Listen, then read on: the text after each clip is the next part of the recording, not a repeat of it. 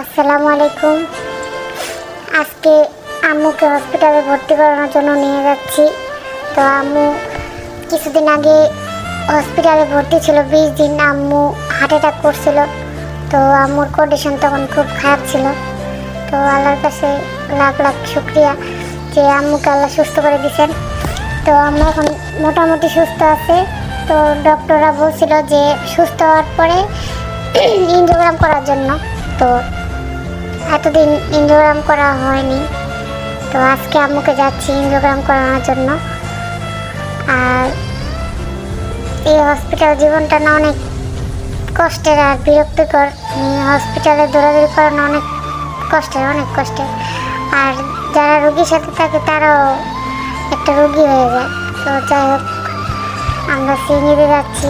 তো আমাদের যেতে আধা ঘন্টার মতো লাগছে।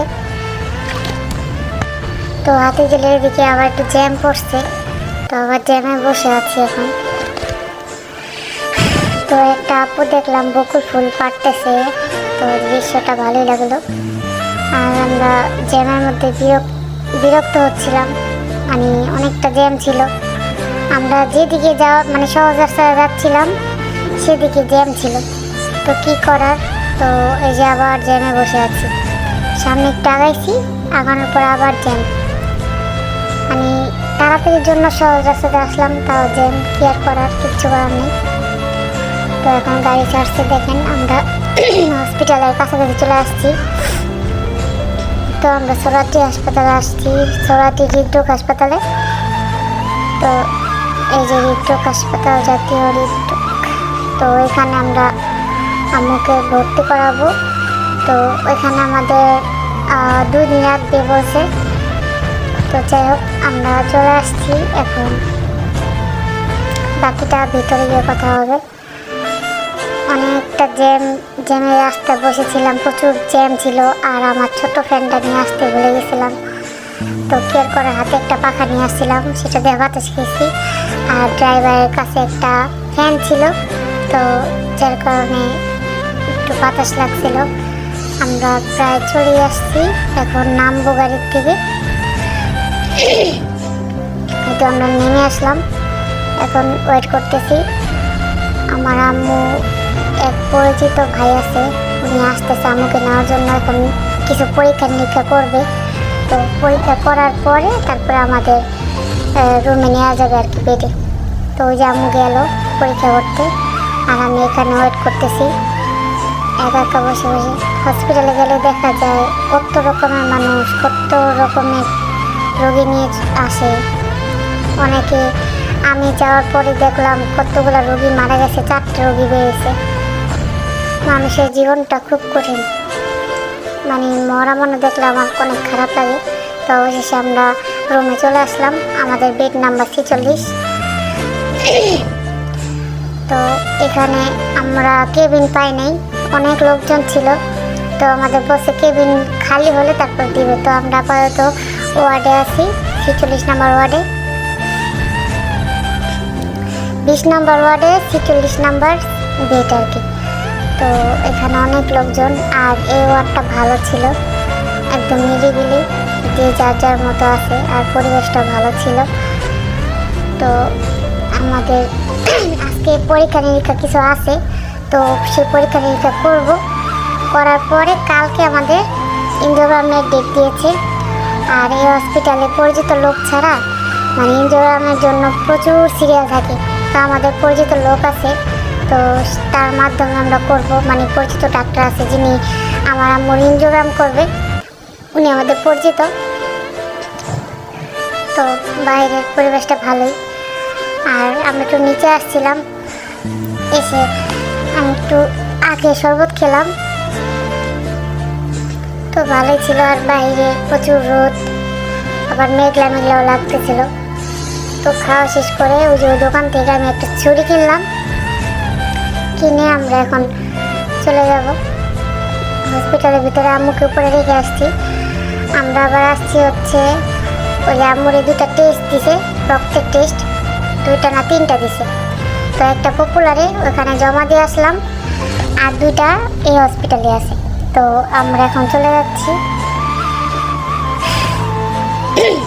আমরা একটা ভুল করছিলাম, সেটা হচ্ছে পপুলারে যাওয়ার আগে আমাদের এখানে 2টা টেস্ট ছিল রক্তে, সেটা আমরা নিয়ে যাব, সেটা আমরা ভুলে এখানে রেখে তারপর আমরা পপুলারে চলে গেছিলাম। তারপর কি আর করার, এখন 1 বোতল পানি নিয়ে যাচ্ছি খাওয়ার জন্য, ফিল্টারের পানি। আর এখানে আমরা খাবার খেতে আসছিলাম। এখন উপরে যাব, আম্মু উপরে বসে আছে। তো আম্মু বসে আছে, এখানে নার্সরা আসছে ওই যে সুই দেওয়া রক্ত দেওয়ার জন্য। ওই যে আমরা যে ভুলটা করছিলাম, রক্ত একসাথে নিয়ে যায়নি, তো আবার ডাক দিচ্ছে নার্সেরে। তো নার্সেরা আবার আসছে, এসে ওই যে আম্মু রক্ত নিতেছে।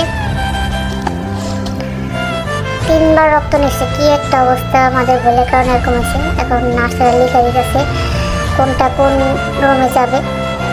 তো আমরা আবার যাবো নিচে রক্তের টেস্টগুলো দেওয়ার জন্য। তারপরে এই যে আমরা নিচে গেছিলাম রক্তের টেস্ট জমা দেওয়ার জন্য। তারপর আসার সময় চা নিয়ে আসলাম, আম্মুও চা খাবে বললো, তো আমার জন্য আর আম্মুর জন্য চা নিয়ে আসলাম। এখন লিফটের জন্য ওয়েট করতেছি।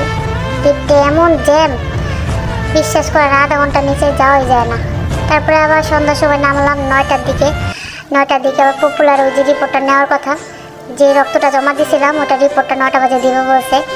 তো আমরা এখন যাচ্ছি পপুলারে, এই পাশেই হসপিটালের পাশেই, মানে রাস্তার ওই পারে আর কি পপুলার।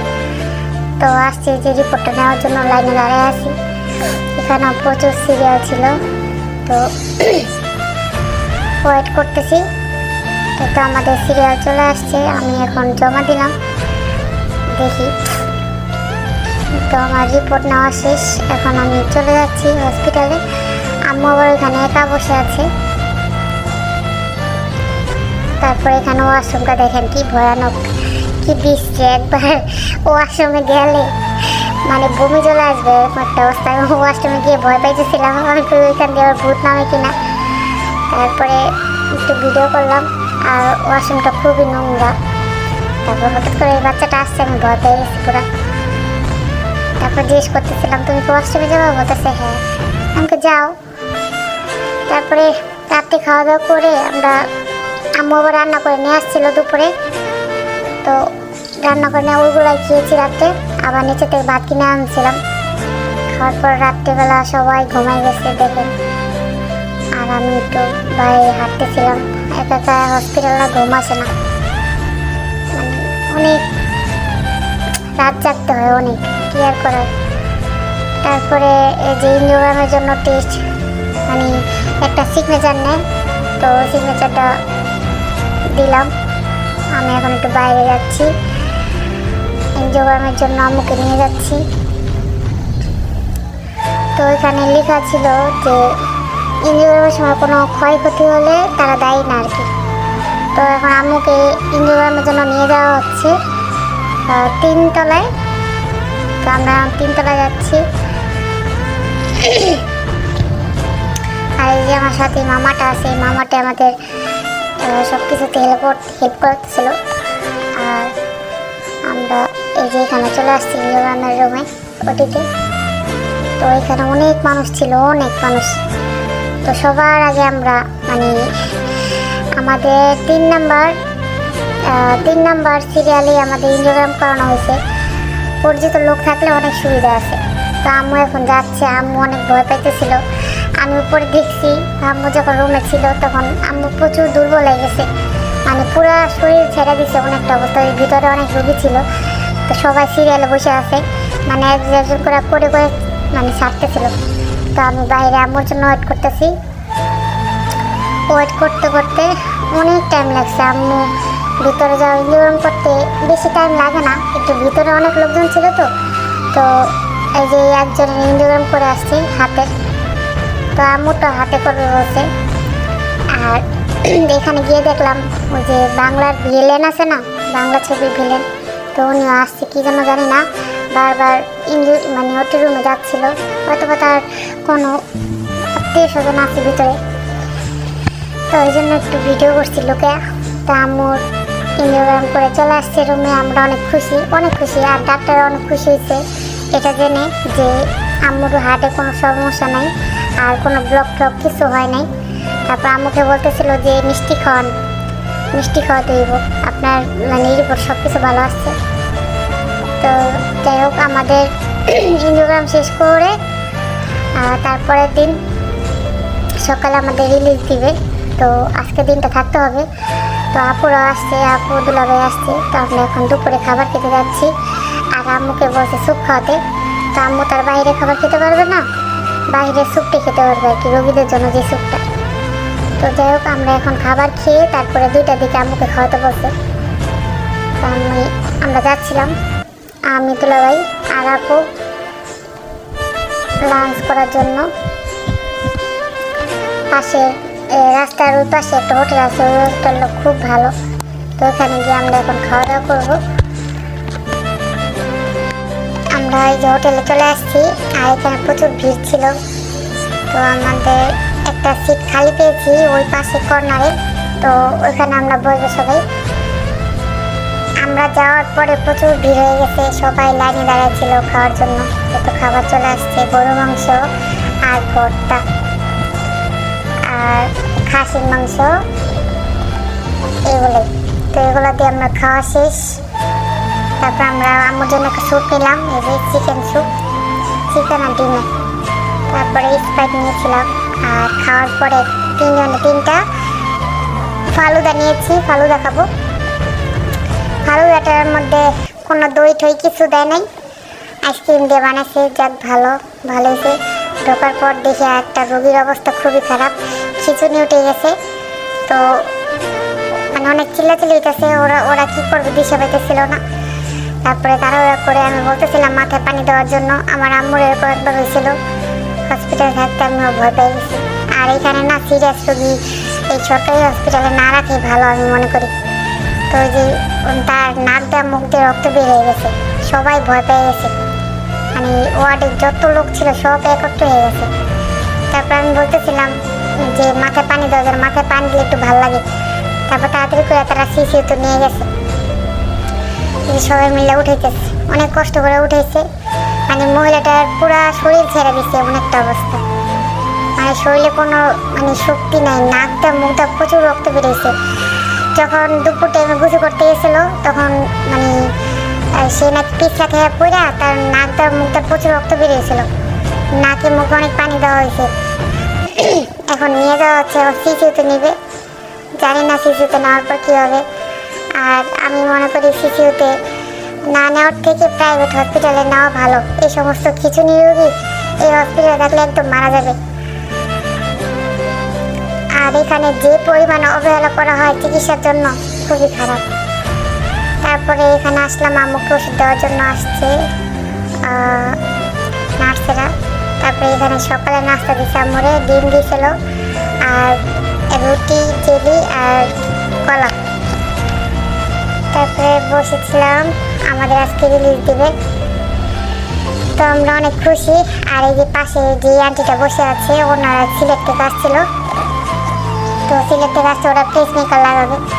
তো সরকার থেকে ফ্রি করে দেওয়া হয়েছে, ওনাদের অনেক টাইম লাগবে। আর আমাদের তো পরিচিত ছিল, এই জন্য তাড়াতাড়ি হয়ে গেছে। আর ওই যে ওখানে ডাক্তার আসছে দেখার জন্য, আমাদের আজকে রিলিজ দিবে। তো আম্মুকে দেখবে।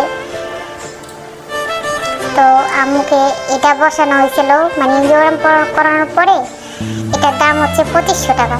তো এটা বসানো হয়েছে, যেটা এটা বুকের মধ্যে পেটের মধ্যে লাগানো হয়। কী জন্য লাগানো হয় কেউ জানলে আমাকে অবশ্যই জানাবেন, আমি জানি না, এই জন্য একটু ভিডিও করে রাখলাম। তারপরে এই যে আমাদের রিলিজ দিয়ে দিচ্ছি, আমরা এখন চলে যাব। আমরা তো খুবই খুশি, কারণ আম্মুর কোনো